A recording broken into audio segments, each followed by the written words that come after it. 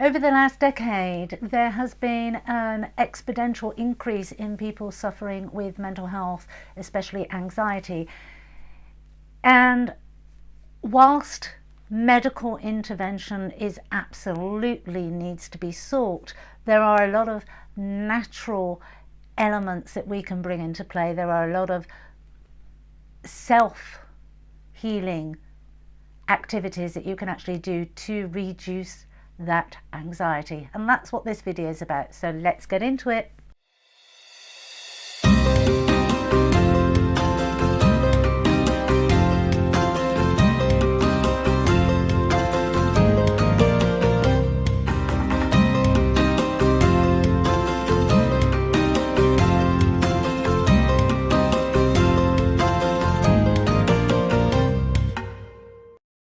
Hi and welcome to Oak Door. For those of you that don't know me, my name is Claire Attio. For those that are returning subscribers, thank you.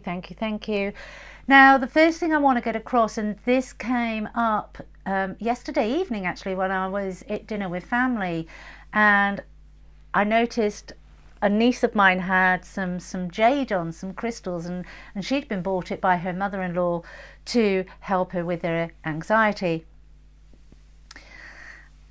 And whilst jade is really good for anxiety, I did actually say to her, are you doing anything else? You know, maybe you could do with a little bit of black tourmaline to stop the absorption. I know she's empath. It's not a path she chooses to go down or explore. That's her choice, her free will. But I am aware as a healer, as somebody on their spiritual journey, that she does absorb a lot of energies, and so tourmaline is one of them. Obsidian is my favorite, but obsidian is a lot stronger, and a lot of people don't like to use obsidian because it's reflective, and so it can bring those dualities, that light and that dark in. And if you're suffering with anxiety, you don't want to what's the word I'm looking for? If you're in a throes of an anxiety episode, you do not want to get thrown into a dark night of the soul as well. So although black obsidian is a brilliant energy protector, care needs to be taken. But black tourmaline is a little bit gentler, and it stops you from absorbing other people's energies without kind of thrusting you into your own dark night of the soul journey. Quartz is another one. It's clear quartz. Amethyst is another one, and pyrite is another one. There are lots of crystals out there that we can use, that we can wear, that will help us to deflect other people's energetic frequencies, especially if you're empath, especially if you're highly sensitive. The world is slightly crazy at the moment. There's a lot going out there energetically, and it is that you know, the darkest before the dawn. And so, yeah, I mean, it's tongue-in-cheek, and I shouldn't laugh, because there are some really heavy things going on there, out there in the world, that need to be addressed. But we have to take it in bite-sized pieces, and we can't, and we shouldn't immerse ourselves so deeply that our vibrations drop. And that's why I say it a little bit glibly, because if you are empath and if you are highly sensitive, it's very easy to get sucked into that rabbit hole and to struggle to get back out again. So that's why this video was inspired. Now, you know what I'm going to say. The first thing to do if you are suffering with anxiety is breath work. There is nothing more powerful than learning to breathe through a situation, learning to stop yourself, stop the cogs here turning, and to just take a breath and anchor yourself to the earth. Give yourself that solid foundation on which to stand on, rather than waving and flying high. The breath and breath work. And if you've not done breath work and you do suffer with anxiety, I would actually say go and find yourself a really good breathwork practitioner that specializes in classes for anxiety. It's the best thing you could do for yourself. It's the best gift you could give yourself. I'm giving you all these ideas. As I said right in the beginning, this does not negate the fact that if you're suffering with anxiety, which is a part of mental health, that you seek medical advice, attention. These are complementary, not supplementary. It's an added, it's taking charge. Whilst being under the care of a medical professional, it's doing your part to get yourself on firm ground and make life pleasant for yourself. Because when you suffer with anxiety, it is not pleasant. It is not a desirable state in which to live your life. Those are the crystals. Breath work. Tapping is really good. EFT, emotional freedom technique. And whilst we do a lot of trauma work with tapping with a qualified practitioner, as I am, whilst we do a lot of trauma work, you can still use tapping in a self-help way, and you can actually kind of tap on your side and make a statement like, even though I am feeling anxious at the moment, I know in the bigger picture I'm safe, I'm okay. And then you can go through all the movements as we tap. There are lots and lots of videos out there. Make use of them, get used to it. We use the Gamut 9 as well, and I say this, and this is great when you're not really suffering with anxiety, but you get a little bit anxious when you have to do public speaking or anything. You can just rub in between the joints. There's a little bit of a soft patch in between the digits there, and you can just rub in there. And that is an acupuncture point that when that is stimulated, it just brings everything down. It slows everything down. It allows you to catch your breath. Takes us back to that breath work. Meditation. Giving yourself the place and the space to focus on your breath and to just allow yourself to connect to yourself. When I do meditation, I connect with Mother Earth, and I connect with the cosmos and the divine and God. When you start at meditation, if you're somebody that your head is so bzz, bzz, bzz, and it's always on the go and you can't quieten it, and you're one of those people that say, I can't meditate, I know it's really good for me, but I just can't do it, I would actually recommend finding a good meditative hypnotherapist. Now, when I started, I had that issue. I couldn't shut off my inner talk. It was yakety, yakety, yakety, yakety, yakety, yakety in my ear. And I used Andrew Johnson, who is a Scottish man, has the most beautiful voice that really resonated with me. And I think this is the key, is find a voice of a hypnotherapist. And again, there's lots and lots of videos out there to help you with this. Find a voice or a program of a hypnotherapist, because we've got the Mind app. There's lots and lots on there. And allow them to walk you through the steps Now, the one thing that I loved with Andrew Johnson and his was that one of the things that he actually said is each time you listen to this, you will go a little bit deeper.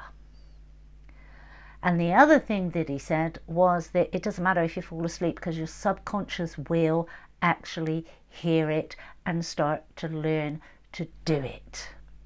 And so what I actually did is I set myself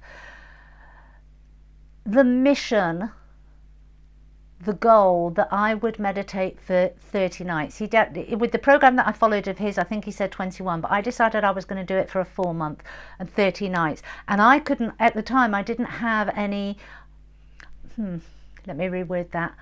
I was in a space and a place where I felt that I couldn't make any time throughout the day for that practice. And so what I actually did is I committed to plugging myself in every night. So to begin with, probably for the first 2 weeks, I did fall asleep before it even got to the end. But it was going in. I was a little skeptical, I'm going to be honest, because my chitter chatter was so great. I wasn't convinced it was working, and I wasn't convinced I was doing it properly. But I have to say, about 3 weeks after I finished those 30 days, I was then invited along to my first group meditation. And I sat in that meditation and I was very timid. And as the guide for the meditation was saying, just before she was saying where she was taking us, because it was a guided meditation, I was kind of there and I was thinking, this is really odd. This is very, very odd. Anyway, when we finished, we had a little discussion. We had a cup of tea and a chat and blah, blah, blah.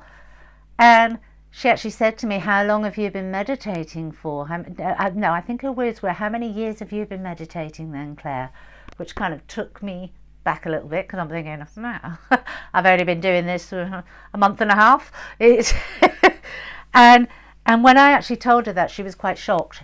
But once I told her who I'd actually learnt with, there was a knowing, an understanding of what had actually occurred and what had actually gone on. I'd reprogrammed through the hypnotic meditation sessions how to meditate.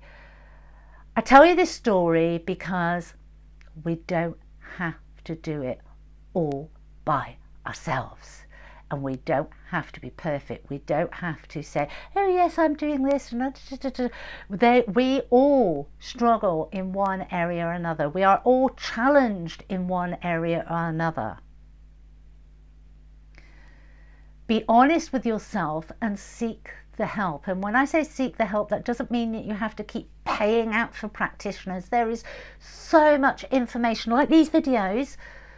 There are so many different practitioners, guides, teachers that are putting this information out there, because it's not, yeah, okay, we've all got to make money and we've all got to pay our bills. That is a forgiven. You know, money is still the biggest energy exchange at the moment.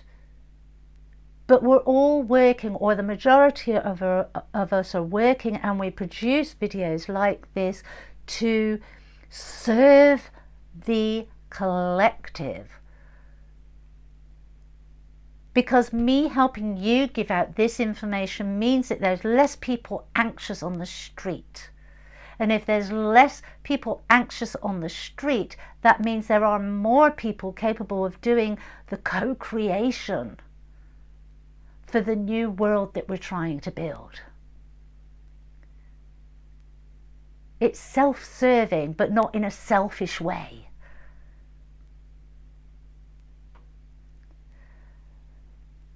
Do what resonates with you.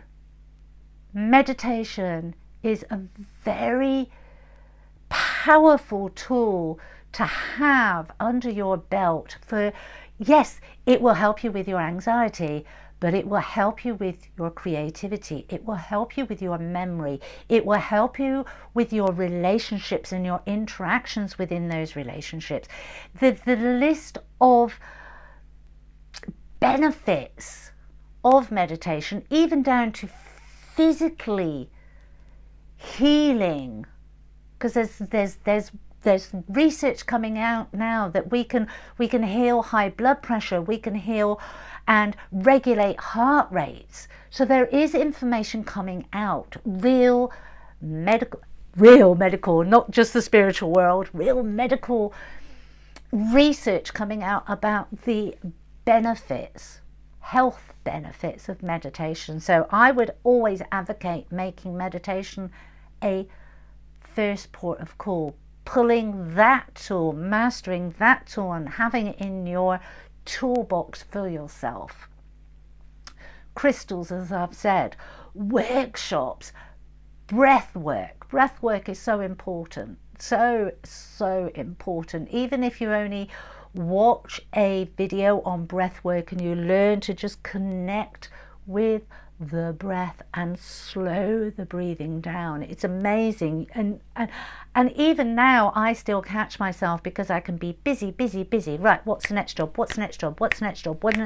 and my heart rate has gone up and my breathing has been shallow and I'm not doing that deep breath, and then I'm kind of like, and I start to get a little bit, ooh, I can feel it, my vibrations are like, they're vibrating and I can feel that in my body, and then it's like,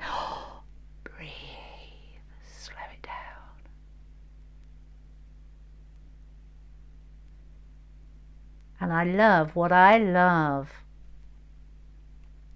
in those moments when I do catch myself doing that, and I have a busy day and I still know that there's a busy day ahead of me, there's still a lot more to do, is the box breath. And the box breath is in for 4, hold for 4, out for 4, hold for 4. There is no one, even if you're in a busy office, there is no one that cannot grab an opportunity to do that. And if you do that just 3 times on a really heavy, busy day, you will feel the benefits of it. You will, in that short, very short space of time, less than a minute sometimes, although if you're doing it properly it should take a little longer, but in that very short space of time you can anchor yourself and create a sense of balance so that you feel restored to continue to do the rest of the day with lowered stress. And with lowered stress you get lowered anxiety. So those are just a few tips that I want to give you. I don't want to go on about it too much. As I said right in the beginning, if you are suffering, then please seek medical advice, but don't just be reliant on medical advice. Take responsibility yourself. You can do so much to help yourself, and this is where we're going in the future.